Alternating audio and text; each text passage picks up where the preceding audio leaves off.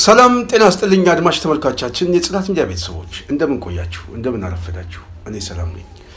እንግዲህ የጽናት ሚዲያ ፕሮግራማችን ጀምረናል። በትላንትናው ዕለት ከጋዜጠኛ ወግደረስ እስጢናው ጋር ያደረግነው ውይይት የመጀመሪያ ክፍል ያዳመጣችሁት፣ ሁለተኛ ክፍልም በዛሬው ዕለት ይዘን እንቀርባለን።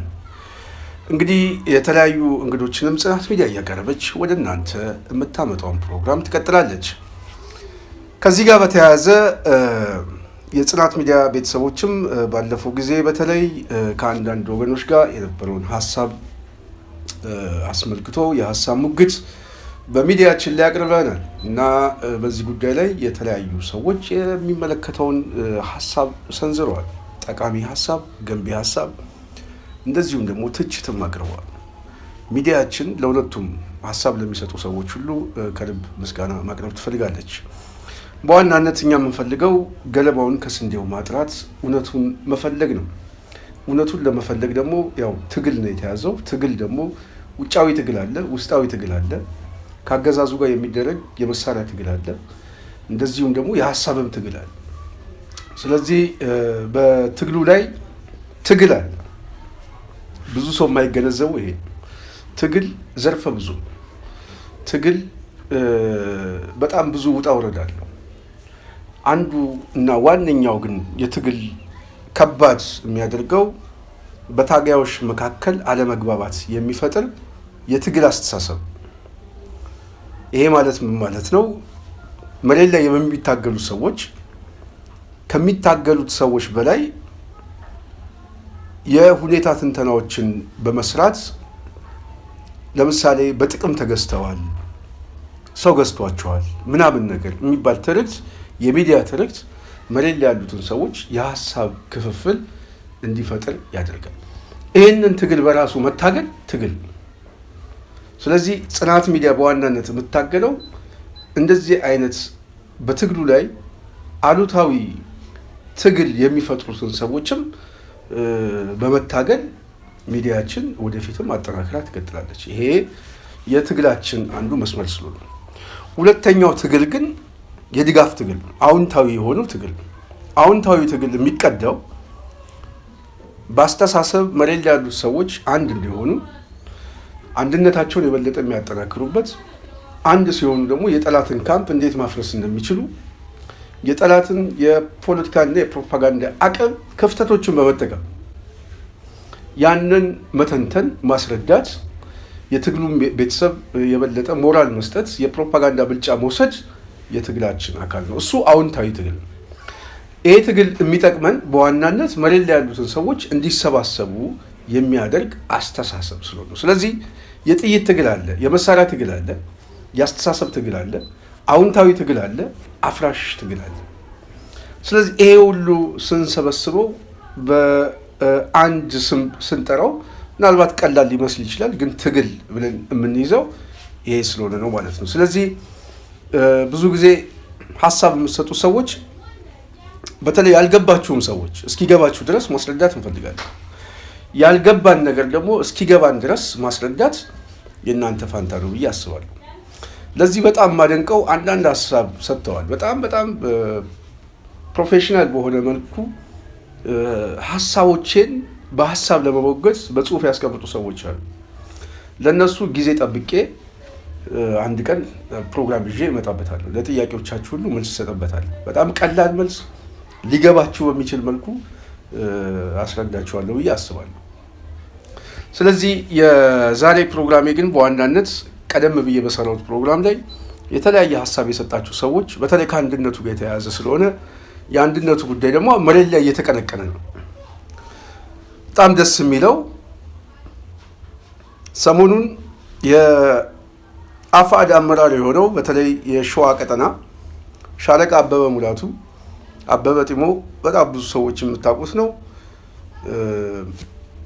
አሁን አበበ ላይ አሁን በጣም ብዙ የፕሮፓጋንዳ ስራ ሲሰራ ነበር። ብዙ ሰው የምታውቁ ከሆነ ምናልባት ለአገዛዙ እጅ ይሰጣሉ ምናምን እየተባለ ስማቸው ሁሉ ከተጠሩ ሰዎች አበበ ግን አበበ ትላንትና ምን አለ? አሁን ሰሞኑን ነው ሚዲያ ላይ ወጥቶ የተናገረው። ባጭሩ ላንብብላችሁ። ሐሳቡን ነው የኔ ሐሳብ አይደለም፣ የአበበ ሐሳብ። አቤ ይናገራል። ከዚህ በኋላ ፋኖ በፋኖ ላይ አይተኩስም። ካለፉት ተምረናል። አንድ የአማራ ድርጅትና የፖለቲካ አስተሳሰብ በመርህ የሚመራ አንድ ወጥ ድርጅት እያለቀ ይገኛል። ዝርዝር ውስጥ አልገባም። በሚመለከተው አካል ወደፊት በስፋት ይገለጻል። በቅርቡ ለህዝቡ ይበሰራል ብዬ ተስፋ አደርጋለሁ። ጠላታችን አንድ ነው። አማራን እየጨፈጨፈ የሚገኝ አገዛዝ እንጂ የፋኖ ወገኖቻችን ጋር እርስ በርስ የምናደርገው መተኳኮስ ከዚህ በኋላ የለም። ከስህተቶቻችን ተምረናል። አቤ ነው ያለው። ከስህተቶቻችን ተምረናል። ስለዚህ ከሃዲውንም እያጠራን ይላል። ድርጅት እናቆማለን፣ የአማራ ድርጅት እናቆማለን፣ የትግሉን አድማስ እናሳድገዋለን። የምንታገለው ለህልውናችን ነው። የአማራን ህዝብ ከሚጨፈጭፍ ኃይል ጋር ነው የምንታገለው። ስለዚህ በውስጣችን ሰርጎ ገብ ሊኖር ይችላል። ሰርጎ ገቡን እያጸዳን አንድ የአማራ ድርጅት ግን መፍጠር እንዳለብን አምነናል። እዚህ ድምዳሜ ላይ ደረስነው ይላል አበበ። ስህተቶቻችን ገምግመን ነው፣ ከስህተቶቻችን ተምረን ነው። ስለዚህ ፋኖ በፋኖ ላይ ጥይት አይተኩስም የሚል ድምዳሜ ሰጥቷል። በጣም ደስ የሚል አባባል። አቤን ጽናት ሚዲያ ከቻለች ቅርብ ጊዜ ዘን እናመጣዋለን። እስቲ ሀሳቡን ደግሞ ለጽናት ሚዲያ እንዲያካፍላችሁ ጥረት እናደርጋለን። ይሄን ንግግር ያመጡት መሬት ላይ ያሉት ሰዎች ናቸው። ስለዚህ አበበ ይሄንን ሲናገር ሚዲያ ላይ ያሉ ሰዎች ወይም ውጭ ያሉ ሰዎች የትም ቦታ ላይ ይሁኑ በዚህ ትግል ላይ በዚህ አባባል ላይ ገንቢ ሀሳብ ነው መስጠት ያለብን እንጂ አፍራሽ ሀሳብ መስጠት የትግል ጠቃሚ አይደለም፣ አዎንታዊ ትግል አይደለም። አበበ አሁን ይህን ተናገረ። ሚዲያ ላይ የመጡና አንዳንድ ሰዎች አቤን አላምነውም፣ ተገዝቷል፣ በገንዘብ የተገዛ ነው ምናምን ብለው በጣም ትንሽ ግን የቀሽም የሆነ የፕሮፓጋንዳ ስራ የሚሰሩዋል። ይሄንን በመስራት አበበንም አይጠቅመው፣ ስሜቱን ይገድለዋል። የበለጠ ለህልውና የወጡትን ሰዎች ተስፋ እንዲቆርጡ እናደርጋቸዋለን። በሌላ በኩል ደግሞ ትግሉንም እክል እንድንፈጥርበት እናደርጋለን። በአበበ ዙሪያ የተሰባሰቡት ሰዎች አበበ የጥርጣሬው አካል እንዲሆን መንገድ መክፈት ነው፣ ቀዳዳ መክፈት ነው።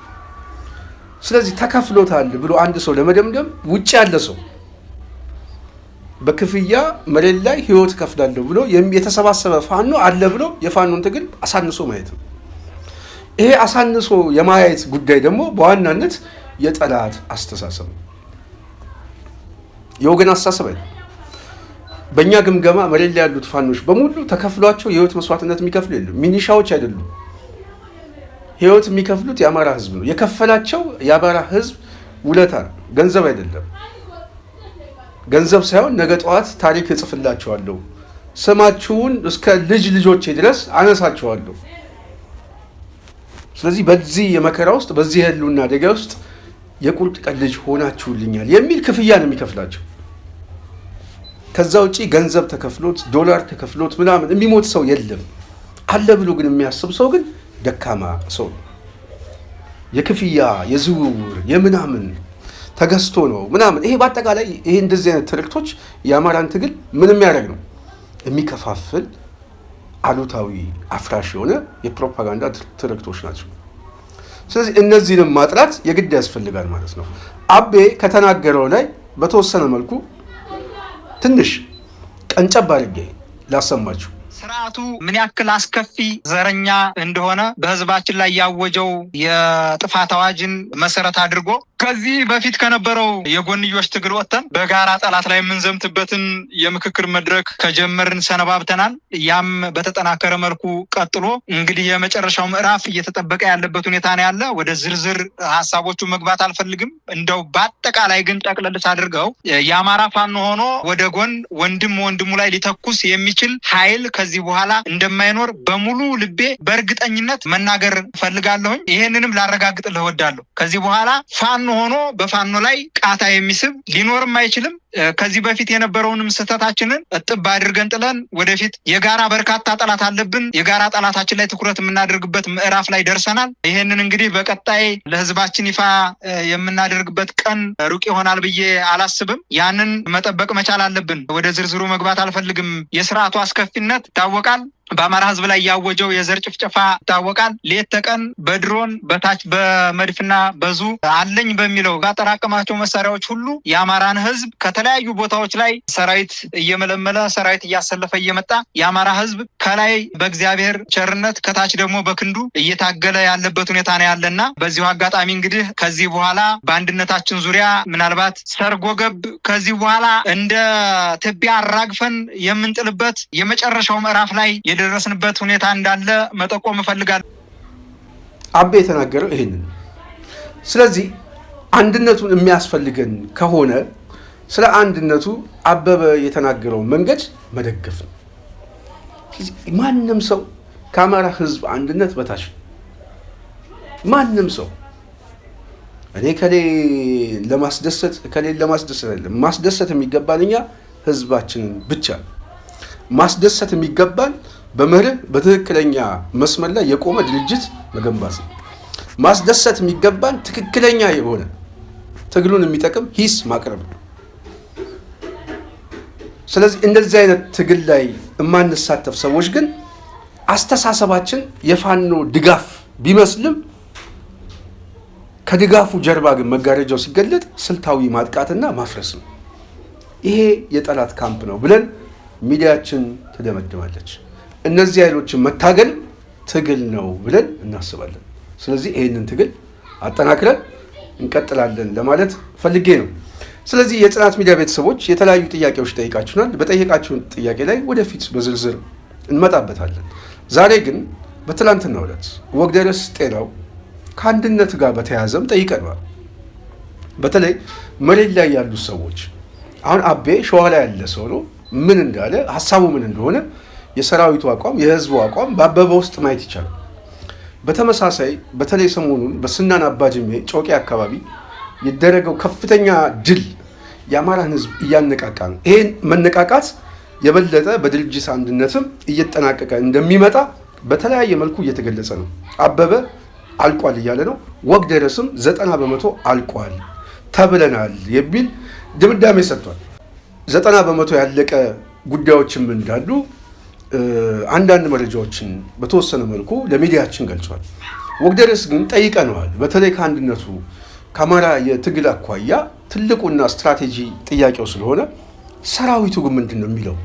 ህዝቡ ምንድን ነው የሚለው? ተዋጊው ምን እያለ ነው? ምንድን ነው እሱ የሚያስበው? ስለዚህ በአንድነቱ ጉዳይ ላይ የእናንተስ አቋም ምንድን ነው የሚል ጥያቄ አቅርበናል። በጣም አስፈላጊና ወቅታዊ ጥያቄ ስለሆነ ወግደረስ በጥሩ ሁኔታ በጥሩ ቃል ምክር ሰጥቶናል። ይሄ የኛ ቀጥታ የሚዲያችን አቋም ብቻ ሳይሆን መላው የአማራ ህዝብ ጥያቄና አቋም እንደሆነ ነው መሬት ላይ ያሉ ሰዎች ያረጋግጡልን። ስለዚህ በዚህ ጉዳይ ላይ እየገፋን መምጣታችን ተገቢም ነው፣ ትክክልም ነው፣ ትክክለኛ መስመር ላይ እንዳለን ይገባናል ማለት ነው። ይህንን ካልኩኝ የጽናት ሚዲያ ቤተሰብ በቀጥታ ክፍል 2 የጋዜጠኛ ወግደረስ ጤናው ጋር የነበረን ቆይታ እንድታዳምጡት እየጋበዝኩ ጽናት ሚዲያ የበለጠ ተደራሽ እንድትሆን ላይክ፣ ሼር፣ ሰብስክራይብ ማድረጋችሁን እንዳትረሱ እንጠይቃለን። ሀሳብም በመስጠት መሬት ላይ ያሉትን ሰዎችም በማበረታታት የትግሉ አካል እንድትሆኑ በታላቅ አክብሮት እየጠየቅኩኝ ወደ ሁለተኛው ቃለ ምልልስ እንሂድ።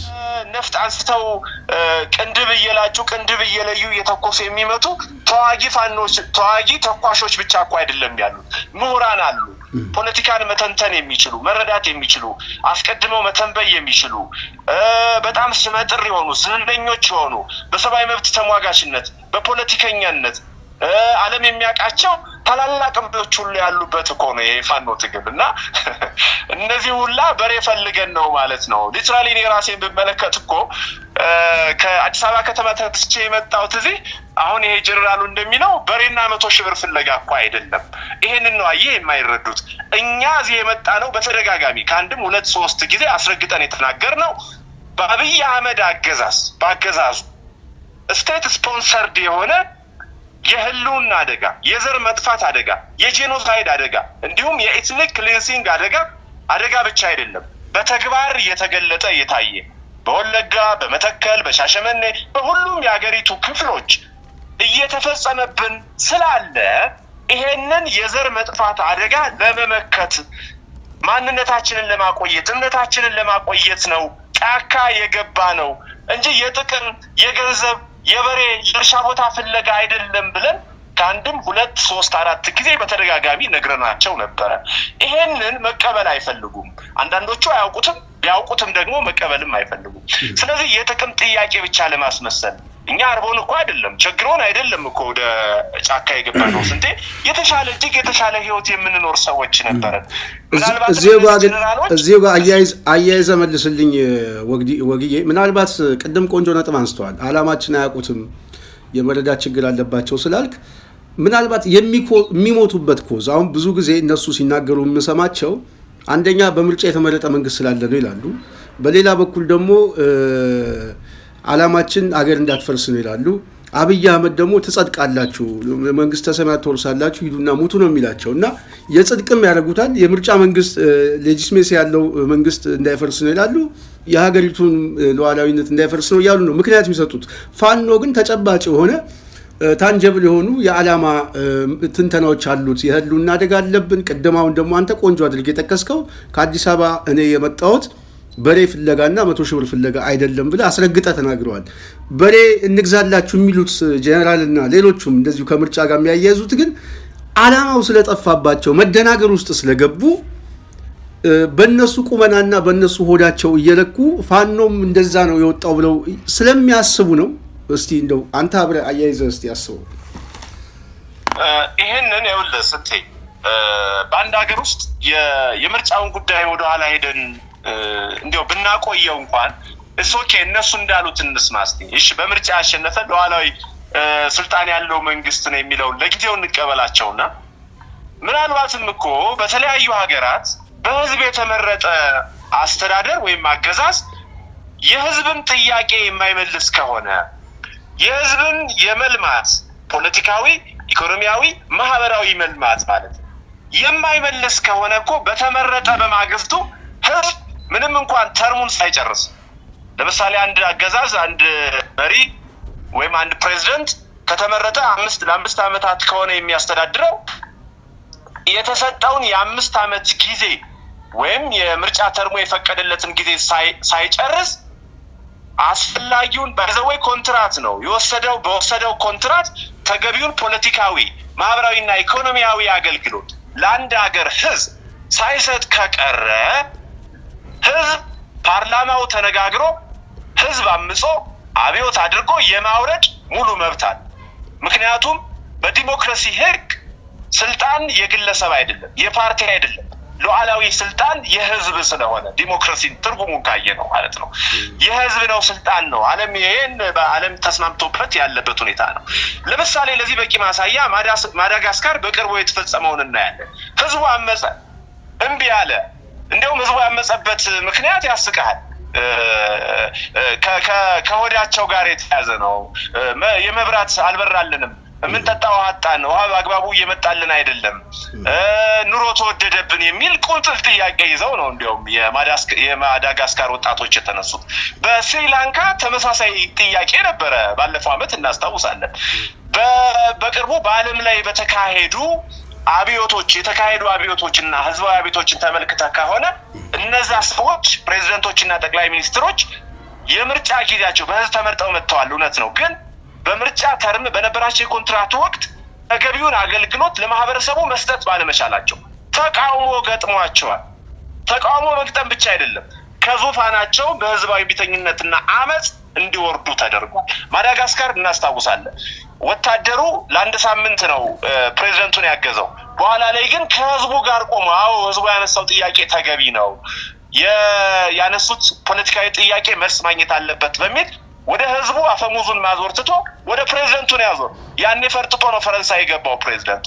ልክ እንደዚህ ሁሉ ላለፉት በርካታ ዓመታት የተካሄዱ የዓለም አብዮቶችን ስናይ ይሄ የፖለቲካ ጥያቄ የአማራ ፋኖን ጥያቄ በዚህ ደረጃ ላሳንሰው ፈልጌ አይደለም። እነሱም ሊገነዘቡት የሚገባው እነዛ ሰዎች ጥቃቅን ጥያቄዎችን አንስተው መንግስት መለወጥ ከቻሉ የመብራት የውሃ ይሄ በዲስከሽን የሚፈቱ ቀለላት ጥያቄዎችን አንስተው ህዝባዊ አብዮትና አመጽ አድርገው ወታደሩም ተባብሯቸው መንግስት መቀየር ከቻሉ እንደኛ ያለውን ደግሞ እንደ ኢትዮጵያ ህዝብ ያለው በተለይ ደግሞ እንደ አማራ ህዝብ የዘር ፍጅት የህልውና የመጥፋት አደጋ የተጋረጠበት ማህበረሰብማ የምን የምርጫ ተርም የምን ሉዓላዊ ስልጣን ነው የሚጠብቀው እንዴ?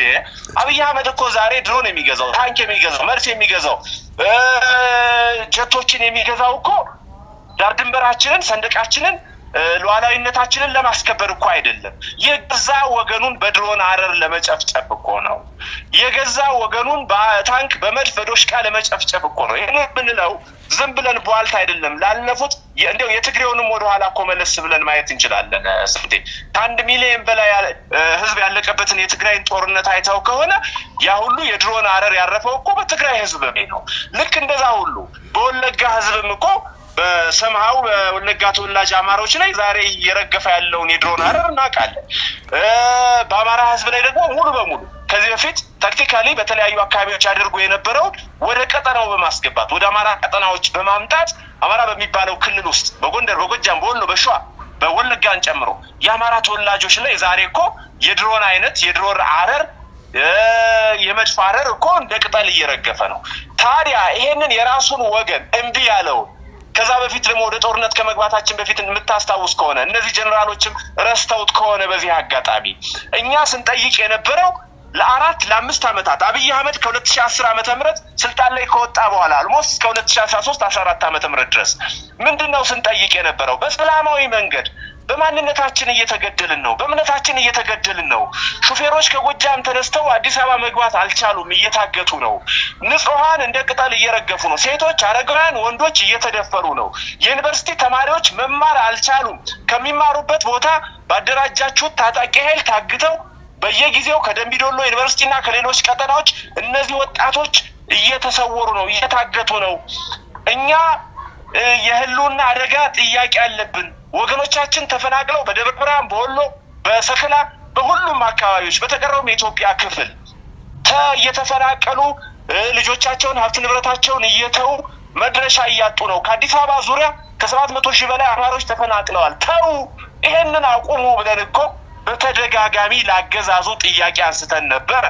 ለነዚህ ለመከላከያ ሰራዊቱን እንመራለን ለሚሉ ጀነራሎች ዛሬ አብይ አህመድ ልኳቸው እዚህ ንጹሃንን ለመግደል ለሚመጡ ጀነራሎች ይሄን ጥያቄ እኮ በተደጋጋሚ አንስተን ደብረ ኤልያስ ከ500 በላይ መነኮሳትን በከንቱ አስቀሩ፣ ጸበልተኞችን በከንቱ አስቀሩ፣ ጨፈጨፉ፣ ግፉ በዛ። ይሄንን ሁሉ ታግሰን ነው ነፍጥ ይዘን ጫካ ዛሬ የገባ ነው።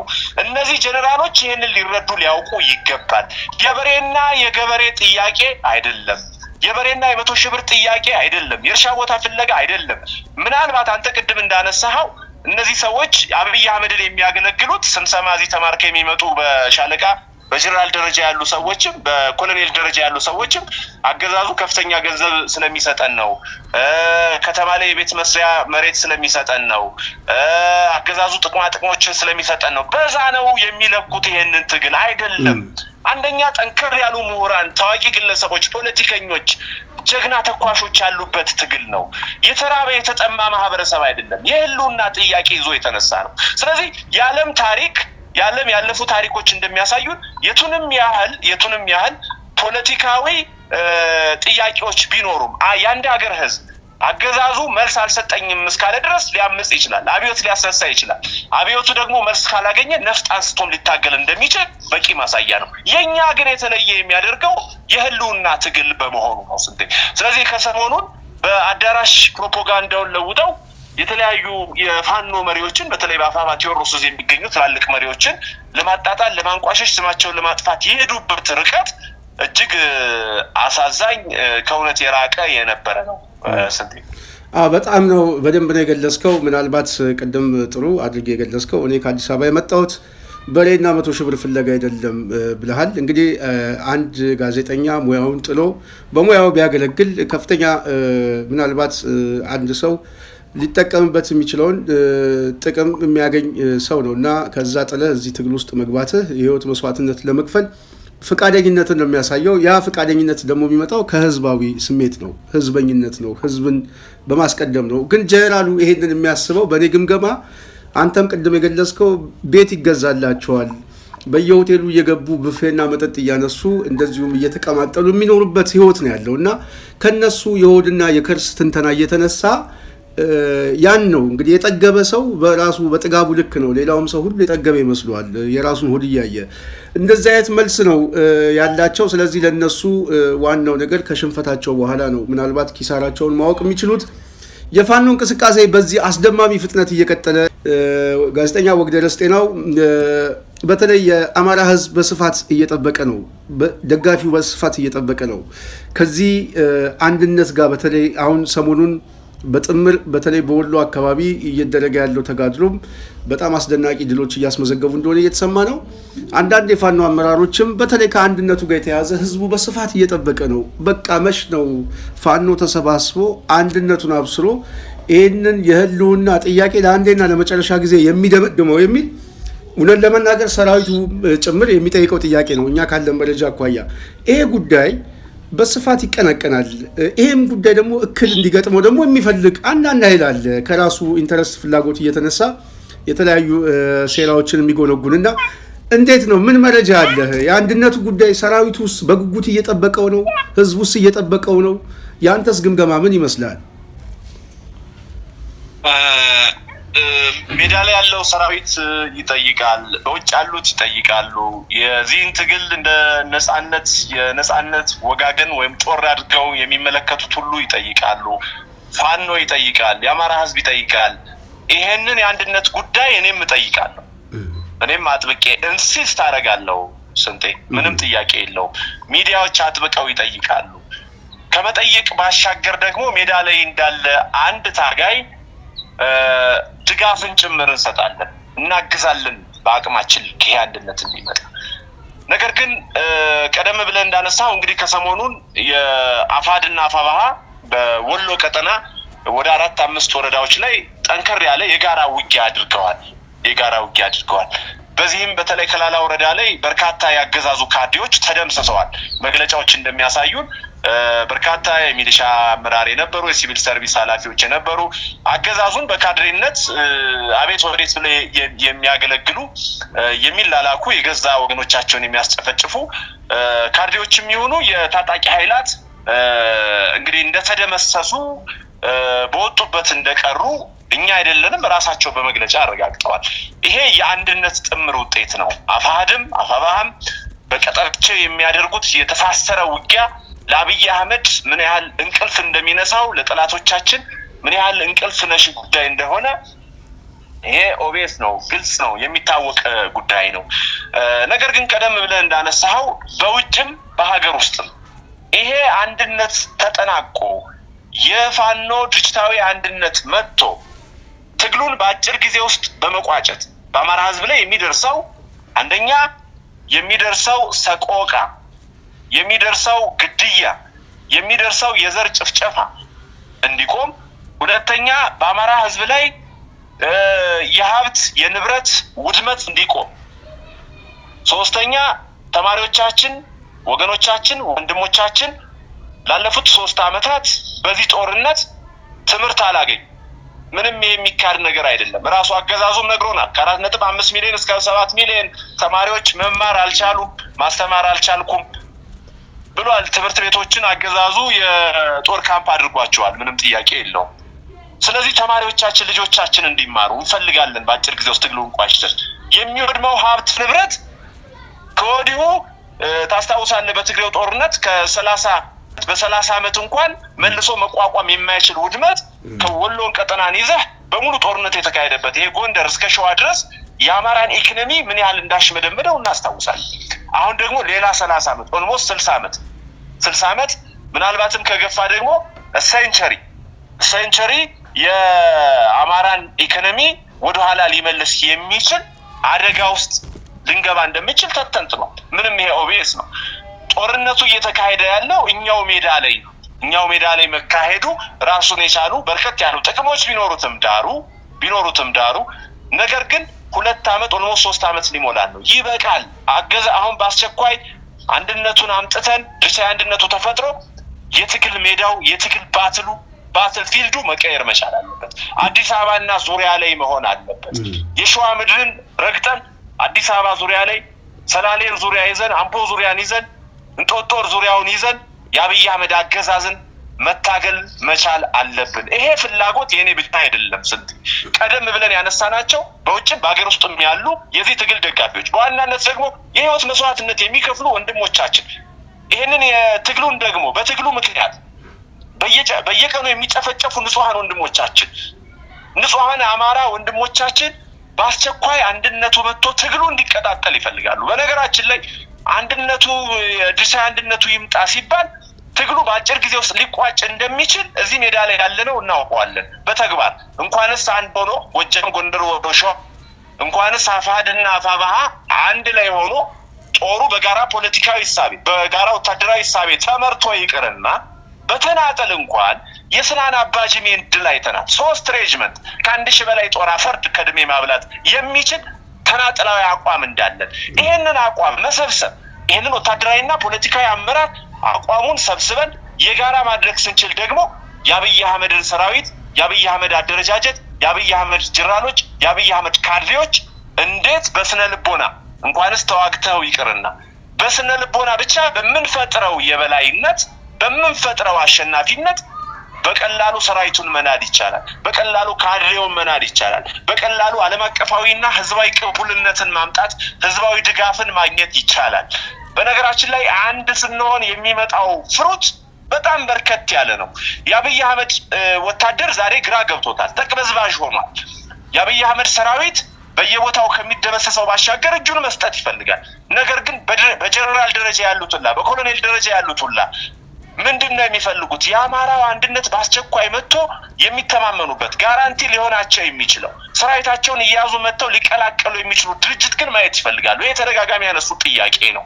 ልክ እንደዚህ ሁሉ አሁንም በከተማ አድፍጦ የሚገኘው ያገዛዙን የማይደግፍ የሚደግፈው ካድሬው የፖለቲካ አመራሩ ምሁሩ ዛሬ በአሰፍስፎ የሚጠብቀው የአማራ ፋኖ አንድነት ድርጅትን ነው። ያኔ የመጣለት ምን ያደርጋል? ምሁሩ በምሁርነት ሊያገለግል ፈቃደኛ ሆኖ ይጠብቃል። በአገዛዙ ዙሪያ የተሰለፉት አገዛዙን በቃኝ ብለው ለመውጣት ጋራንቲ የሚሆናቸው ድርጅት መተማመኛ ዋስትና ያለው ድርጅት ይፈልጋል።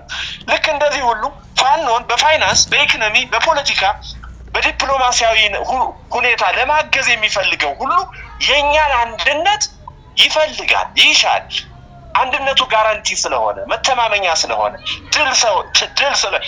ድል ማምጫ መንገዱ ትልቁ ማስተር ኪው ስለሆነ ስለዚህ ይሄንን በማወቅ ምን ማድረግ አለብን? በአስቸኳይ ኮሚኒቲዎቻችን ስራውን እየሰሩ ነው። ከ90% በላይ መድረሱን ነግረውናል። አሁንም ያው አንዳንድ እክሎች በመሃል ቅድም አንተ እንዳነሳው አንድነቱ እንዳይመጣ የአማራ ፋኖ ደጋፊ ታጋይ ይመስላል። በተለይ በውጭ ያሉ የተፈገፈጉ በዲያስፖራ ውስጥ በአማራ ማህበራት ውስጥ በሚዲያ ውስጥ አንተም ታውቀዋለህ ጠንቅቀህ ስንቴ የተሰገሰጉ የፉኝት ልጆች ዛሬ ከራሳቸው የግል ጥቅም ከራሳቸው ፍላጎት ከራሳቸው በቃ ምን አይነት ሐሳብ እንበለው ስንቴ የራሳቸው ነገ ከነገ ወዲያ ፋኖ ድል ሲያደርግ ወደ ኢትዮጵያ ስመለስ ይሄን ላገኝ ይችላል ይሄን ሊሰጠኝ ይችላል እዛም እኮ ተቀምጦ በሬና 100 ሺህ ብር የሚያስበው የፋኖ ደጋፊ ነኝ የሚል ይኖራል። ስንቴ ዛሬ ይሄን ሐሳብ አውልቀው መጣል ያልቻሉ ምሁራን አሉ። ምሁራን ባዮች እንዴ ምሁር ነኝ እኮ ብሎ በየመንደሩ በየሰፈሩ ተወሽቆ ስንቴ ሲሰዳደብ ቧልት ሲያመላልስ እንዴት ይሄንን የፋኖ ድርሻ አንድነት በምን መልኩ እናምጣው? ያለፉ የሽምቅ ትግል ታሪኮች የፖለቲካ ትግል ታሪኮች የነጻነት ታሪኮች የዘር ማጥፋት ራሳቸውን ለመከላከል እርምጃ የወሰዱ ሀገራት ታሪኮችን እያነሱ በፈርጁ ፍኖተ ካርታዎችን በማዘጋጀት የፖለቲካ ስልጠናዎችን በመስጠት ወታደራዊ ስልጠናዎችን በመስጠት ምሁራዊ ግዴታቸውን አማራዊ ግዴታቸውን መወጣት ሲገባቸው ቅሉ ዛሬ እኮ በመንደር ተወሽቀው አርበኛ ዘመነ እንዲህ ነው፣ ታላቁ እስክንድር እንደዛ ነው፣ ታላቁ እስክንድር እንደዚህ ነው፣ አርበኛ ዘመነ እንደዚህ ነው፣ ምሬ እንደዚህ ነው፣ ሀብቴ እንደዛ ነው፣ ከበደ እንዲህ ነው፣ አለሙ እንዲህ ነው ሲሉን እኮ የሚውሉ እጅግ ድኩማን ምሁርነን ባዮች አሉ። ለነዚህ እኔ ነፍሴ ታዝናለች በጣም ከወዲሁ ልቤ በጣም ነው የሚያዝነው። እውነቴን ነው የምልህ እንዴ ከቻሉ እነዚህ ሰዎች እነዚህ በሚዲያም የተሰገሰጉ አካላት ይምጡና ምድር ላይ ይሞክሩት። እስኪ ያለንበትን ሁኔታ ይዩት፣ ይታገሉ። እስቲ አንድ ሁለት ሶስቴ በተራሮች ዱር ገደሉ በየጫካው ከፍታውን ዝቅታውን ረሃቡን ጥሙን የጥይቱን ተኩስ የባሩዱን ሽታ እያሸተቱ እስቲ ይምጡ ይሞክሩት ትግሉ። ከዛ ልባቸው ሰተር ይላል፣ ትምክታቸው ይሄ የሚሳደቡት ምላሳቸው ወደ ውስጥ ይገባ ነበር። ስለዚህ ምሁራንም የሚዲያ አካላትም በተለይ ደግሞ የዚህ የፋኖ ትግል ደጋፊዎች ነን የሚሉ ተዋናይ በሞላ ለአንድነቱ መከፋፈላቸውን አቁመው ላለፉት 30 እና 15 20 30 ዓመታት ለአማራ ህዝብ የመነኑ የቆረቡ ታጋዮችን ስም ሲያጠፉ ከሚውሉ ይልቅ አንድነቱ እንዲመጣ ማስታረቁ ላይ ማሸማገሉ ላይ ቀና መንገዱን ማሳየቱ ላይ የፋኖን ፕሮፓጋንዲስት ሆነው ድሉ ላይ የሚከፋፈሉትን ደግሞ በአግባቡ በተጠና ሁኔታ አቅጣጫ እየሰጡ በወንድማዊ ምክር እየሰጡ ማስተካከል ነው የሚገባቸው። ከዛ ባለፈ ግን የሚያደርጉት ጩኸት ከንቱ ነው። አሁን ጦሩ ባይዘው የሰልችቶት ህዝቡም እውነቱን ያውቃል፣ ጦሩም እውነቱን ያውቃል። ይሄ የሞይ ልቅሶ ነው። የሞይ ልቅሶ መልሶ መላልሶ ሁሌ አይናባ ግጥም የለው ዜማ የለው ሁሌ ገሌ ይሰለቻል፣ ባይዘው ይደክማል። ስለዚህ የሞይ ለቅሷቸውን ትተው መተው ትግሉን በቻሉት አቅም እንዲያግዙ በዚህ አጋጣሚ ጥሪ እናቀርባለን። ከዛ በተረፈ ግን ፋኖ ላይ መፋዘዝ አለ እንዲህ ነው የሚለውን ሞር ልቦናውን የሚያነሳሳው የአንድነቱ የድርጅታዊ አንድነቱ ጉዳይ መሰረታዊ ነገር ነው። ምድር ላይም ያሉት ወንድሞቻችን የፋኖ መሪዎች የራሳቸውን ኢጎ ውልቅ አድርገው ሊጥሉ ይገባል። በነገራችን ላይ ይገባኛል፣ ከጀርባ የሚጎትቱ መስመሮች አሉ፣ ግለሰቦች አሉ፣ ዲያስፖራ ምሁር ነን ባዮች አሉ፣ የሚዲያ ሰዎች አሉ። እነዚህን አውልቆ መጣል ያስፈልጋል። እዚሁ ምድር ላይ ካሉ ታጋይ ወንድሞቻቸው ጋራ እኩል ሲወድቅም ሲቆስልም ሲሞትም አንስቶ የሚቀብረው ሲቆስል የሚያሳክመው ሲርበው ሲጠባው የሚያበላው አብሮ ችግሩን የሚጋፈጥለት ወንድሙ ላይ እዚህ ጋራ ሸንተረሩን ቁልቁለት ዳገቱን ወጥቶ የሚታገለው ወንድሙ ጋር ቁጭ ብሎ ተነጋግሮ በቃ አንተ አቅም ይሄ ነው፣ ልኬት ይሄ ነው፣ ብቃት ይሄ ነው፣ ሁሉም እንደየመክሊቱ እንደየአቅሙ በዚህ በአደረጃጀቱ ላይ ተቀብሎ አንድነቱ እንዲመጣ ሊተጋ ይገባል። እንዴ ለምሳሌ እኔ ጋዜጠኛ ነኝ፣ ስንቴ በሙያ ለዚህ ትግል በርካታ ዋጋ እየከፈልኩ ነው። በከተማም ታውቃለህ ከእናንተ ጋር በርካታ ያኔ ማንም ትግሉን ሳይጀምረው አብይ አህመድን ገና በ3 ወሩ እብዶች እየተባለን ሲታገሉ ከነበሩ ጥቂት ግለሰቦች መካከል አንዱ እኔ ነኝ። ታዲያ ዛሬ እኔ የተማርኩ ስለሆንኩ ትግሉን አስቀድሜ ስለጀመርኩ በምድር ላይ ዋጋ እየከፈልኩ ስላለው ይሄን ስልጣን ካልሰጣችሁኝ ይሄንን ቦታ ካልያዝኩ አንድነቱን እንዳታመጡ ስለለው እንዴ አይደለም።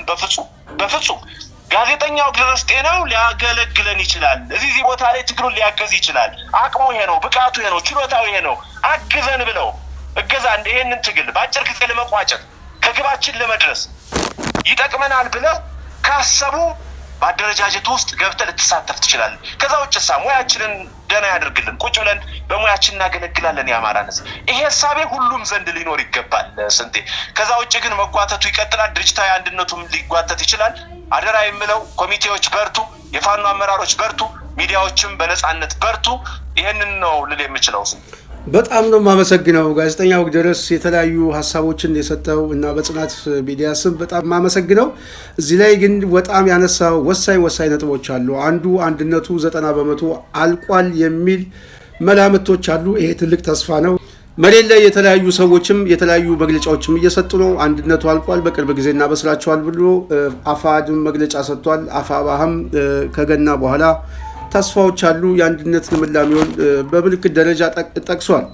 አንተ እንዳልከው የሞኝ ለቅሶ የሚያለቅሱ ሰዎች እንዳሉ ሁሉ የሰራዊቱ ለቅሶ ግን አንድነቱን እንናፍቃለን ነው። መሬት ላይ ያለ እውነት ይሄ ነው። ስለዚህ በተለያየ አካባቢ ላይ ያለ እንግዲህ የፋኖን ትግል እንደግፋለን በማለት ግን ስልታዊ በሆነ የአማራን ትግል ከሚጎትት ድርጊት እንዲታቀቡ ምክረ ሀሳብ ሰጥታል። እንግዲህ የሚሰሙት ሰዎች ሁሉ ወደ ልቦናቸው የተመለሱ የእኛ ሚና ትግሉን መደገፍ፣ ወንድሞቻችን መበርታታት፣ አንድነታቸውን የበለጠ ማስተሳሰር፣ ነገ ጠዋት ከፊታቸው ያለውን ተስፋ የጋራ ራዕይ የአማራ ሕዝብን በማሻገር ታሪክ መጻፍ ላይ ሚናቸውን እንዲወጡ ከመደገፍ ውጪ ሌላ ነገር አያስፈልግም ብለህ መክረህናል። ትክክል ነው ብዬም አስባለሁ። በጣም ነው የማመሰግነው ወግደረስ። በአጠቃላይ አንተ የምታደርገው አስተዋጽኦ ቀላል አይደለም። እኔ አዲስ አበባ ላይ በምናደርገው ትግል ላይ በጣም ከምረካበት ይሄንን የምነግርህ ከዚህም በፊት ደጋግሜ ነው የምገልጽልህ ከምረካበት ወግደረስን የመሰለ በጣም ጠንካራ ልጅ ማግኘታችን ነው ብዬ ነው ሁሉ ጊዜ የምናገረውና በጣም እድለኛ ነው የፋኖ እንቅስቃሴ አንተ እዛ አካባቢ ምስላለህ። ስለዚህ በጣም ነው የማመሰግነው። እንኳንም የድሉ ተሳታፊ አደረጋችሁን። እንግዲህ ደግሞ አሸንፋችሁ ደግሞ ነገ ጠዋት አገር በመቀበል ሂደት ውስጥ ትልቅ ሚና ትጫወታላችሁ ብለን ተስፋ እናደርጋለን። ስለነበረን ቆይታ ከልብ ነው የማመሰግነው። መልካም የገና በዓል እየተመኘው ፕሮግራማችን እዚህ ላይ ጨርሳለሁ። ወግደረስ ጤናው። እሺ እግዚአብሔር ይስጥልኝ። በጣም አመሰግናለሁ ስንቴ ወንድማችን። አንተም ባለህበት በርታ፣ በዙሪያም ያሉት እንዲበረቱ አድርግ። እንግዲህ ከእግዚአብሔር ጋር ድሉም የጋራ ሆኖ ወደ አልከው ቀጠና እንድንገሰግስ ያብቃን። በድጋሚ መልካም የገና በዓል ይሁንላችሁ። ለአድማጮቻችንም ለአንተም ለቤተሰቦችም ስንትዬ እግዚአብሔር ይስጥልኝ። አመሰግናለሁ። እንግዲህ የጽናት ሚዲያ ቤተሰቦች የዛሬ ፕሮግራም በዋናነት ከወግደረስ ጤናው ጋር ከአርበኛ ወግደረስ ጤናው ጋር የነበረን ቆይታ ይህንን ይመስላል። በጣም ጥሩና አስተማሪ ጊዜ ነው ያሳለፍነው። የበለጠ መሬት ላይ ያለውን እውነት በተጨባጭ እና በመረጃ ነው ያቀረበልን። በተለይ ከአንድነቱ ጋር በተያያዘ የፋኖ ድልና እንደ አዲስ እየተጠናከረ እየተሰባሰበ በተለይ ደግሞ የነበረው ቁመና አገዛዙ ተዳክሟል፣ የሉም ሽፍቶች ናቸው ሲል ከ600 በላይ የሰራዊቱን ኃይል ቁስለኛና ቀላል ቁጥር ያልሆነ ደግሞ ሙልኮኛ በማድረግ ታላቅ ተጋድሎ እየፈጸሙ ነው ያሉት እና እዛው ቦታው ላይ ሆኖ ይሄንን ድል እያጣጣመ ከሚገኝና የተለያዩ ኃላፊነት ላይ ሆኖ እያገለገለ ከሚገኘው አርበኛ ወግደረስ ጤናው ጋር የነበረን ቆይታ ይሄን ይመስላል። ስላዳመጣችሁን ከልብ እናመሰግናለን። ጽናትን ላይክ፣ ሼር፣ ሰብስክራይብ ማድረግ አትርሱ እያልኩኝ ፕሮግራሜን እዚህ ላይ ጨርሳለሁ። ሰላም። ይሄን ይመስላል እንግዲህ የጽናት ሚዲያ ቤተሰብ ዛሬ የነበረን ፕሮግራም ባጭሩ እንዳዳመጣችሁት ይመስላል። እንደምትወዱትም ተስፋ አደርጋለሁ። የተለያዩ ሀሳብ አስተያየት ያላችሁ በኮሜንት ሳጥን ላይ ሀሳባችሁን ስጡ። እንደዚሁም በሚቀጥለው በተመሳሳይ በሌላ ፕሮግራም በሌሎች እንግዶች በሌላ ሀሳብ ከእናንተ ጋር እየተወያየን እየተመካከርን ትግሉን እንደግፋለን፣ ትግሉን እናጠናክራለን ብዬ ተስፋ አደርጋለሁ። ስለነበረን ቆይታ ከልብ አመሰግናለሁ። በሚቀጥለው እስክንገናኝ የዛሬን በዚህ ያበቃለሁ። እኔ ስንታየው ቸኮል ነኝ ፕሮግራሙን ያዘጋጀውላችሁ። ሰላም።